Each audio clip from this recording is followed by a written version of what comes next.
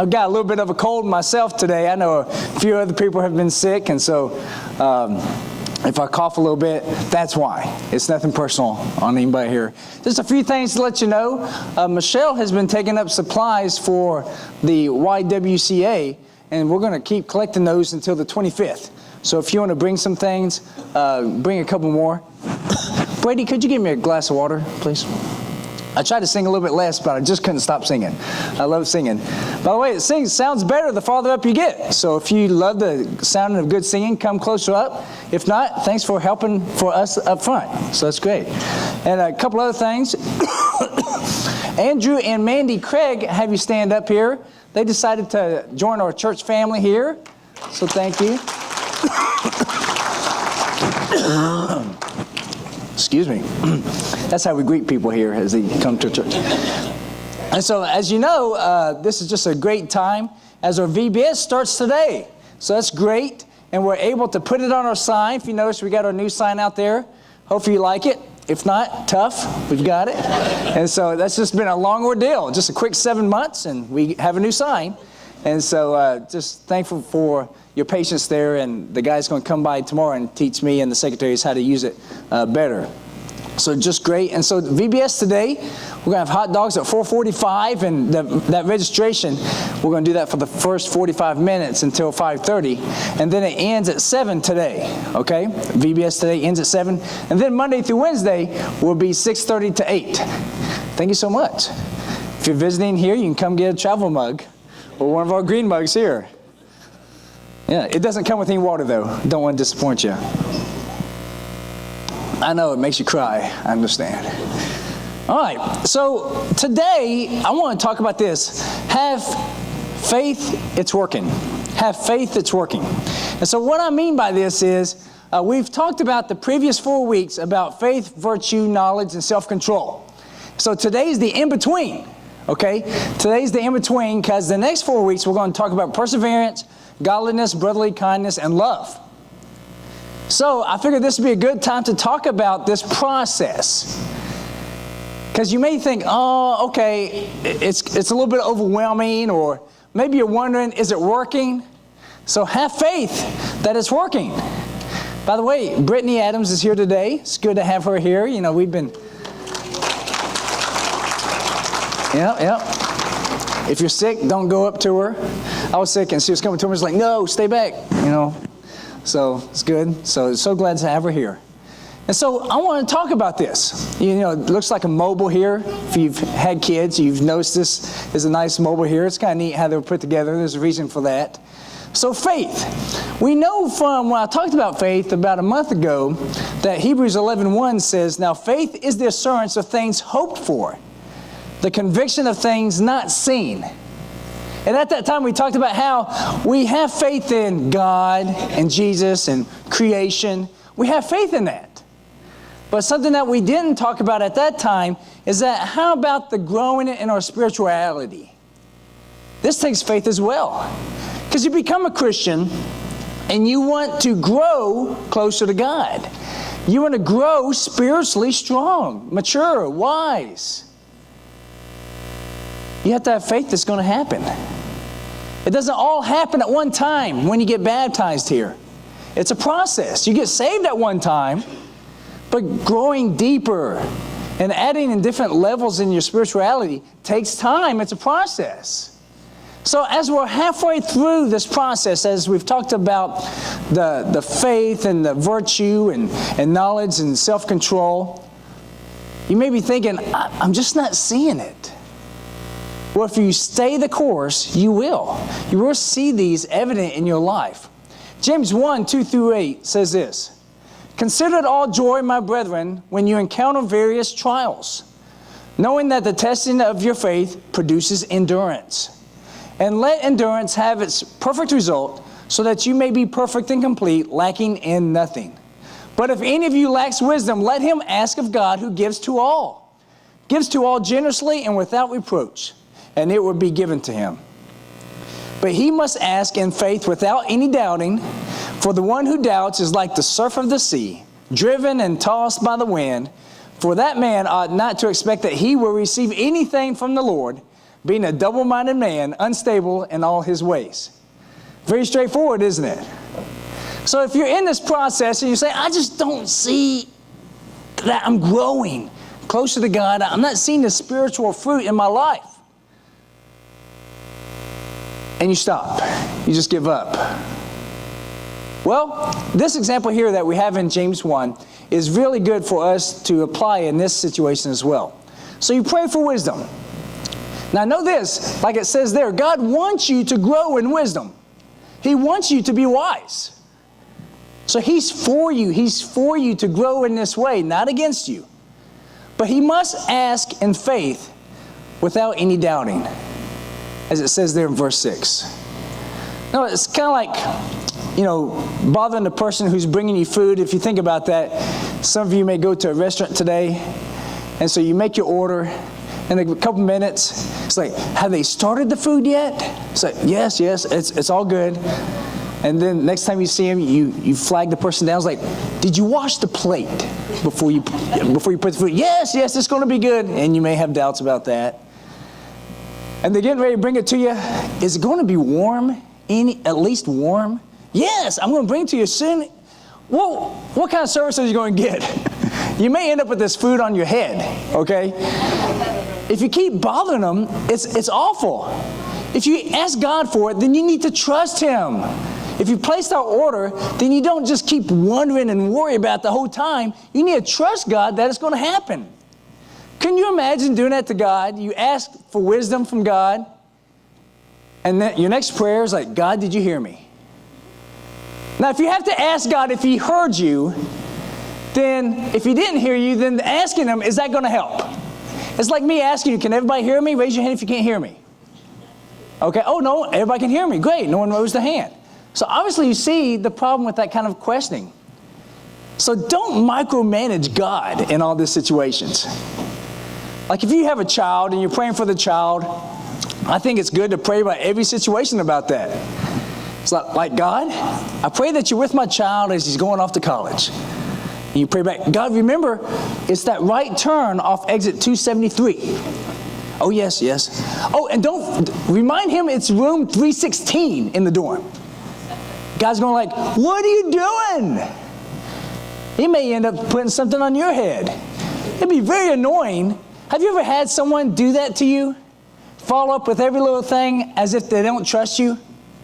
Hey, can you fix that door for me? And then 5 minutes later, the door that I go through. Yes, I understand. 5 minutes later, it hinges. Yes, I understand it hinges. Come back 10 minutes later, I need that door. And you end up getting hit by the door, okay? You could annoy somebody by micromanaging and pestering them. But you need to have faith that it's going to be done. You need to have faith. Now, have you ever ordered something by mail, by Amazon? It's really neat, okay? Now, you have faith that it's going to come, right? Once again, hopefully. But you have faith it's going to come.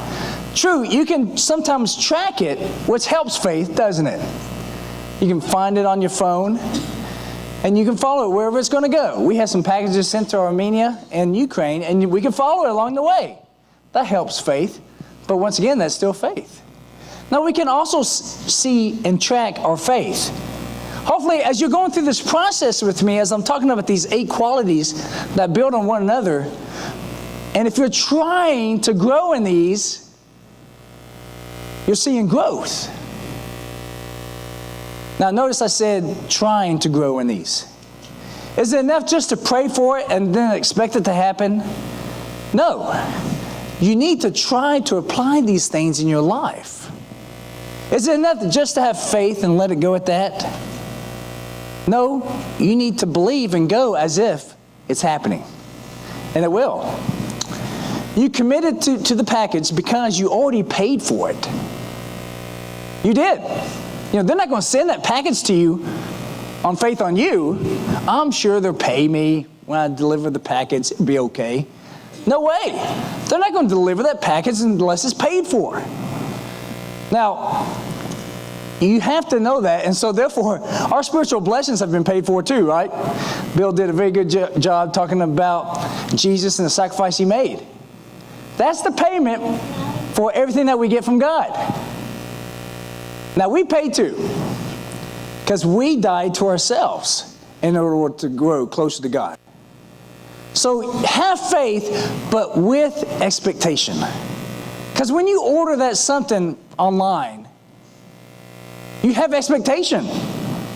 It's going to come. I can't wait until it comes. I know what I'm going to do with it. When you pray for wisdom, do you have a particular situation that you're thinking about how you're going to use wisdom? When you have these 8 qualities that build on top of one another, do you have an idea how it's going to help you? Hopefully so. And really, it's going to help you in every way of your life. Every way. So what are we talking about here?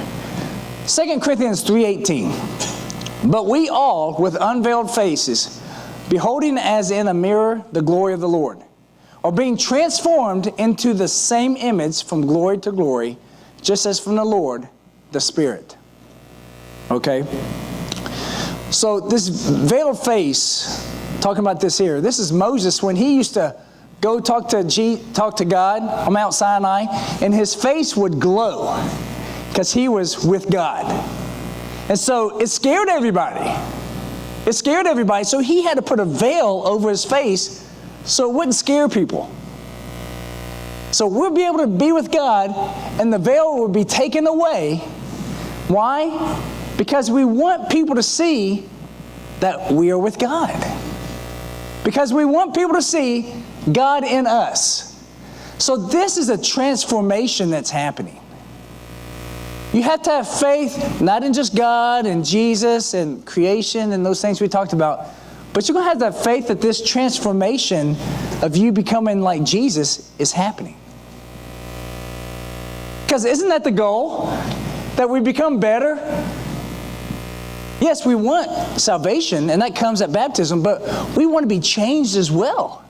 We want to be better. And truly, we are being transformed to be more like Jesus. Isn't that amazing? To be transformed to be more like Jesus. You ever wonder, how would it be to be with Jesus, talk with Jesus?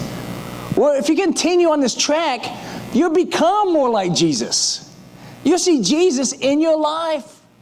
The desires that the Spirit puts on your life will be the desires that the Spirit was in Jesus. If you're being transformed. And you have to have faith. So you can become wiser and virtuous and have self-control like we talked about last week. You can have these qualities in your life. But all of these build on faith. So there is a change that's going to happen. Now, if you get baptized not wanting to be changed, then you misunderstood what it is all about, right? Because you need to be changed. So you become less you. And that's a good thing. No offense. I look forward to Jesus becoming more in you each day, as I hope the same is in me. Now, it's not that I don't make mistakes. I still bleed through sometimes. I still come through from time to time, unfortunately.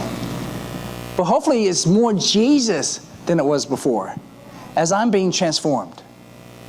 Now look at this mobile. Isn't it neat how those attachments are not all uniform, but they're in different places? And those mobiles are like that. So you can see that there is an intentional design here to this mobile to being balanced, and it can rotate and it works perfect. Maybe even a little music's playing while it's being turned. Likewise, with these 8 qualities, it's by design. Peter, as he's coming up with these, writing these down in 2 Peter chapter 1, he's not thinking, okay, let's add this, I guess, and okay, let's add this. No, it's very strategically written out in order for us to grow. So trust the process. Trust God that He knows what He's doing for you to grow in your spiritual faith. Let's look here again a little bit deeper in this James 1 passage. But he must ask in faith without doubting. For the one who doubts is like the surf of the sea, driven and tossed by the wind. Okay? So if you ask and don't have faith, if you order that meal and you don't have faith it's going to come or it's not going to be accurate, then honestly, you may just get up and leave. You know what? I've said everything I want to say. I'll get up and go. Now, that actually happened to me and a couple of high school students here. We went to Steak and Shake, and we went through happy hour between, 2 and 5? And we waited 45 minutes, and the milkshakes never came. It's amazing. People even came and ordered meals, and the meals came. And talked to the waitress. She said, I don't know why they're not here. It's like, well, if you don't know, then how do I know? And we ended up just leaving. They apologized. It's like, I stumped them. A strawberry milkshake stumped them.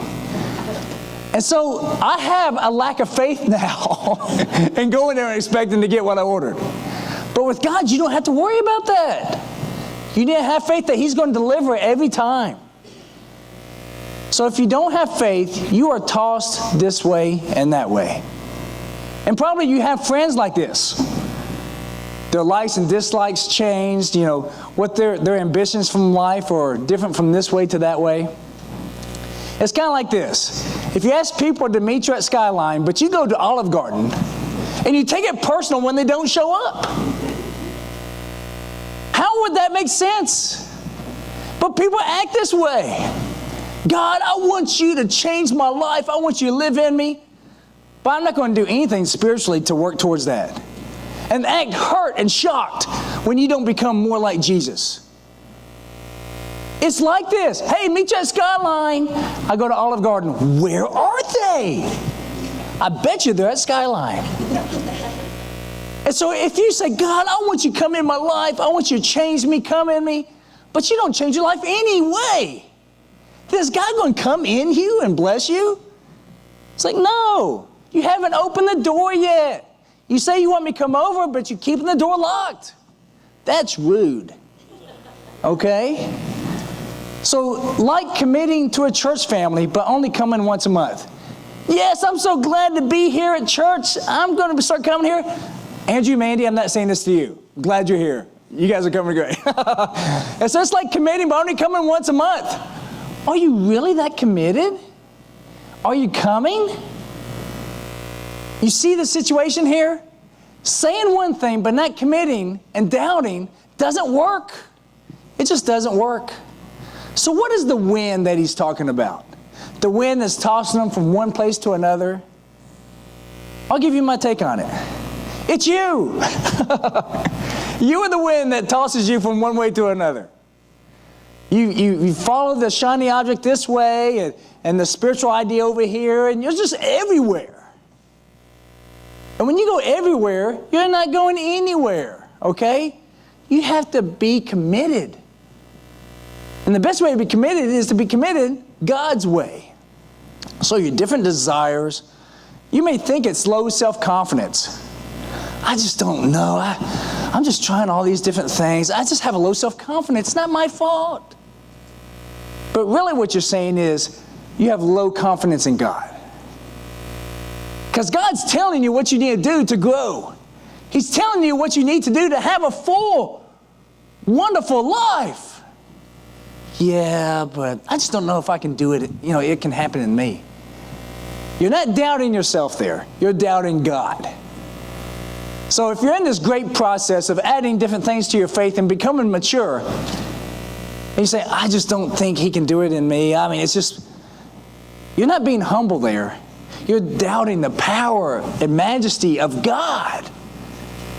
Because He can do it in you. Yes, even you. Okay? So when you understand, in this last part of this passage, for that man ought not to expect that he will receive anything from the Lord, being a double-minded man, unstable in all his ways. Pretty strong words. Well, I may just get offended then. Call me double-minded. I think I'm going to leave. No, I'm not. I'm going to stay. That's what he's saying what you are. So without faith, you will receive nothing. Nothing. Because you don't have faith that's going to happen. Why would you receive anything? With faith, you will have unveiled faces and be transformed. Faith is the key for all this to happen. And so faith, on each time we're adding these different aspects to our depth of our spiritual lives, as we add virtue and knowledge and self-control, and next, as we add perseverance, godliness, brotherly kindness, and love, faith has to be there. God, I have great expectation that you're going to do this in me. I can't wait to see it, because I know you're faithful. Help me to be faithful. So isn't this a great design? It's so exciting. So after the first 4, you're not seeing a change in you, or you're not seeing any more depth. Are you trying? Take this like a lecture. It's not enough for me to lecture you how to do something if you go out and don't do it, right?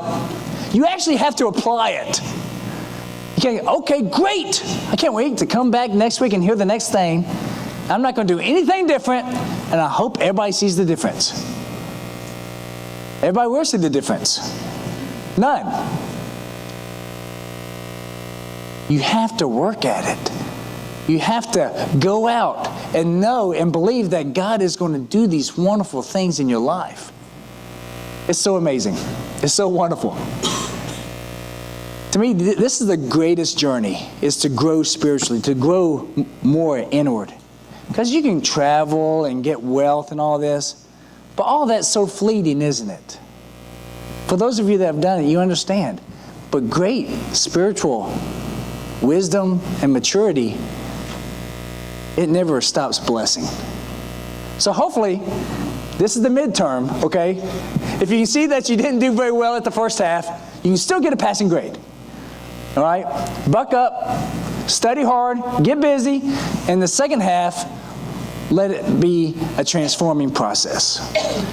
Now, if you haven't been baptized, then, you're swimming without any water in the pool, okay?